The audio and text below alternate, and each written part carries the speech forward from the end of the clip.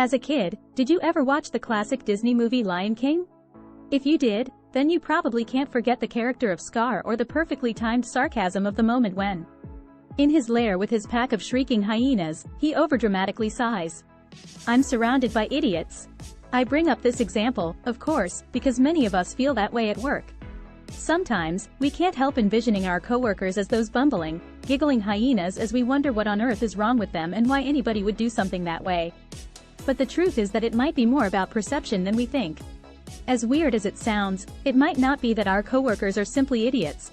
Rather, we might just have conflicting personality types which lead to us being baffled by their behavior, and vice versa.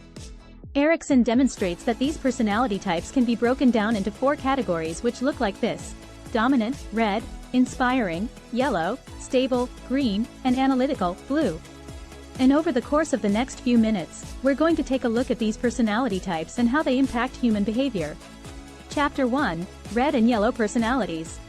In a room full of clients, you delivered a presentation where you thought was the best ever pitch you could conquer the world with. Be it the company's success stories, or an irresistible offer, or the cutting-edge super light effects. When only 2 out of 9 clients bought your pitch, and you wonder, did they not understand me? Are they idiots who are going to miss this opportunity? This element is crucial because a room full of clients can all come away with totally different interpretations of the message you just delivered. And that's completely determined by personality differences. So, if you want to learn how to truly connect with your audience, whoever they may be, and really be successful in communication, then it's time to learn about personality types and how our personalities impact the way we listen, process information, and interact. And we're going to start by taking a look at the first 2 types, red and yellow. The red personality types fall under the categorization, choleric, meaning ill-tempered or unstable. However, that doesn't mean people with red personality types are simply loose cannons by definition. Rather, they might be characterized by strong wills, ambition, and a readiness to speak their minds. Reds are also going to be the dominant personalities, the ones willing to take charge in any situation and make tough decisions, even when they're unpopular. To give us a better contextualization of reds, the author notes that famous people with red personalities include leaders like Steve Jobs, Margaret Thatcher, and Barack Obama. This example goes to show us that reds might be difficult sometimes, but that doesn't mean they're bad. Instead, they're powerful personalities who can get things done, and that's a pretty good character trait. On the opposite end of the spectrum, you have yellows. Think of yellow personalities as that bubbly girl you went to high school with, the guy you know who can sell anything to anyone, or that one friend who can manage to put a positive spin on anything. Yellow personalities are unfailingly chirpy, kind, and cheerful. They've also never met a stranger, and anyone who's met them knows they are physically incapable of being quiet. Although this might be annoying to some personality types, a yellow personality's good qualities always outweigh their frustrating ones because they're consistently positive and supportive. Chapter 2: Greens and Blues. Where reds are dominant and like to take charge and yellows like to keep everything happy and light. Greens prefer a more even keel. Greens are stable but stubborn. They prefer to cultivate a calm and comfortable environment and, as a result, are resistant to any changes which might challenge that. This means that they're also highly unlikely to seek a role in the spotlight, preferring to go with the flow instead. While their reluctance to take risks might frustrate reds and yellows, a green's qualities make them an ideal team player, support partner, and attentive friend. Their tendency to listen more than they talk can also help to balance out the overly chatty yellows. Blues, on the other hand, are similar in some regards but vastly different from the others. Although they, like greens, prefer a more stable environment, blues are the more analytical personality type. Although blues might make the rest of us think of Eeyore from Winnie the Pooh, people with this personality type prefer to think of themselves as being more realistic about the world than others. Thus, as a result, they might tend to be more depressed. Blues are also more likely to struggle with anxiety as they might obsess so much over every little detail of a project that they take forever or feel like it's never good enough to turn in. They are our perfectionists in life. These personality types are also quieter and more introverted. So it's unlikely that they'll offer their opinion unless it's explicitly requested. For brash reds and vibrant yellows, many of these traits might be infuriating, as both these personality types are bolder and more apt to take charge in any given situation. But that doesn't mean that any one personality type is better or more important than another, and it doesn't mean that we should avoid working with those who are different from us. Instead, we can develop our understanding of each personality type so we can learn how to get along. Now that we've identified the 4 core types of personalities, we can dig a little deeper and investigate the nuances that shape each and every one of us. Because you have only to consider yourself and your own traits to understand that people can rarely be summed up by only one personality type. Instead, all of us are a mix of a few different qualities. It's perfectly possible to be a bubbly, cheerful yellow and also possess some traits more common to the dominant red. Chapter 3: When Personalities Collide. It's no secret that personality differences can lead to clashes. When people are as different as reds and blues, for example, it's hardly surprising that misunderstandings can arise, causing people to feel as though it's impossible to work together. That's why breaking down misconceptions is key to creating a more inclusive environment. So, how can we learn to stop misunderstanding others? Erikson suggests that the first step is to learn more about each personality's traits so we can understand what they are and are not. For example, to a more reserved blue, a yellow's chattiness might be perceived as annoying or attention-seeking. As a result of this misunderstanding, a blue might develop resentment towards a yellow colleague, feeling that they always try to monopolize the conversation or dominate others. From the yellow's perspective, however, they're simply being their friendly selves, always ready with an idea, a funny anecdote, or a smile.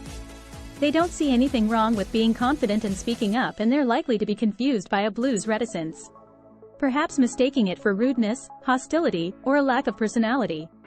And because yellows are always overflowing with ideas, they might expect others to communicate the way they do, by quickly interjecting, without understanding why a blue feels the need to be given time, space, and a literal invitation to share their thoughts.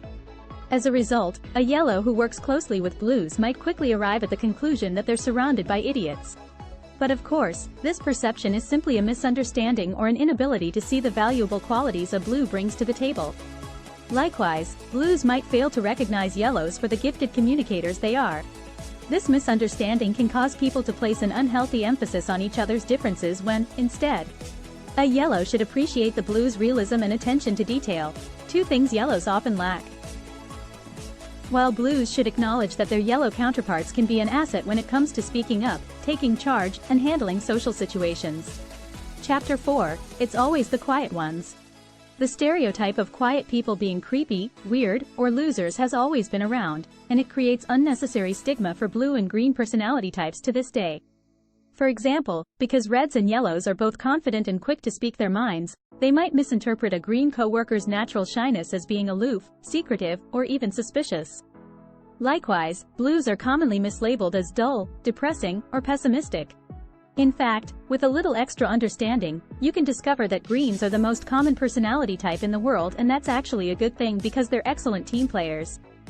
In fact, green personality types tend to be much better at collaboration than reds and yellows, both of whom can be perceived as pushy or overly quick to promote their own agendas. And even though greens might be quiet and conflict avoidant, they're also fiercely loyal and eager to put the needs of others before their own. However, as with every other personality type, those positive qualities come with a few traits you need to watch out for so you can work together in harmony. As another example, although reds and yellows are unlikely to prioritize routine, for a green, stability equals happiness. In fact, you can pretty much guarantee that your green coworker has a carefully constructed routine that they depend on for a sense of happiness and security throughout their workday. So, if you've noticed that your colleague has a habit of always eating her breakfast at the same time or in the same order, don't barge in to tell her your pitch for the upcoming meeting right then. Instead, give her some time to finish her routine and understand that the patience you practice right now will give you both a better day and working relationship in the long run. But while it might be easy to respect a co-worker's preference for adhering to her routine, more frustration might arise if a green is reluctant to embrace a new idea, take a risk, or experiment with a different way of doing things. That's because their inherent desire for stability and sameness often causes greens to resist change, and this can be exasperating for other personality types. However, that doesn't mean that people with green personalities are impossible to work with and that they're incapable of change. Rather, it might simply mean that you need to communicate with your coworker and address the concerns that are important to them. Instead of operating only from a red perspective and dismissing their concerns, or coming at it from a yellow's perspective and simply telling them everything will be okay. Now that we've addressed the common misconceptions that haunt greens, it's time to take a look at our last personality type and examine what people misunderstand about blues. As we've discussed in the earlier chapters, the blue personality's natural, glass-half-empty outlook may cause others to perceive them as being a downer or similarly suspicious because of their quiet nature. And because blues and reds share a tendency to be more comfortable with problems than people. Others may see this combination of traits as being indicative of insensitivity, self-centeredness, or aloofness. Extroverted yellows may be particularly predisposed to this assumption because they often struggle to understand why others prefer to be quiet and keep to themselves. But fortunately, this problem can be solved by practicing just a little bit of understanding. The same is true of other issues which may arise when working with detail-oriented blues. Although reds, who place high emphasis on efficiency, and yellows, who aren't known for their attention to detail, might be frustrated by a blue's insistence on checking every little thing. It can be helpful to understand that blues are perfectionists and highly detail-oriented. Chapter 5. How to communicate effectively. Now that we've discussed the differences between each personality type, you've probably already figured out the primary point of this chapter. Each personality type communicates differently. Understanding this is crucial because once you unlock the secret to successful communication with each personality type, you'll be an unstoppable force for establishing great relationships both in your personal and professional life. Many of us are sensitive when it comes to getting feedback, whether it's on a project at work or our treatment of a partner. And the tension can escalate quickly if that criticism isn't delivered in an appropriately tactful way. It can be even tougher if you use the wrong strategies for someone's personality type. It might ease your mind to know that, in some ways, reds are the easiest people to communicate with. Because they prioritize problem solving and efficiency, they'll appreciate a direct approach that doesn't involve flattering them or attempting to tiptoe around their feelings. While you should always remember to be tactful, a red will respect you for getting right to the point and being prepared with concrete examples of the problem you'd like to discuss. This can be a little tricky if you're not a red personality yourself, so be prepared to be firm and assertive and don't let them intimidate you. Because reds are an inherently dominant personality, it's likely that they may try to talk over you or use your hesitation as an excuse to insist that you're in the wrong. Knowing this in advance can help you prepare the right attitude for combating that. Yellows, however, require a totally different approach.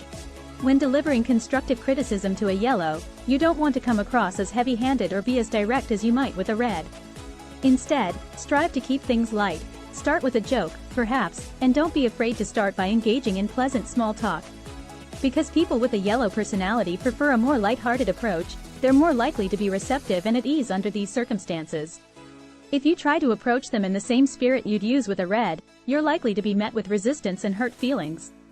However, reds and yellows do share one commonality when it comes to tough conversations, and that is the need to be prepared with specific talking points.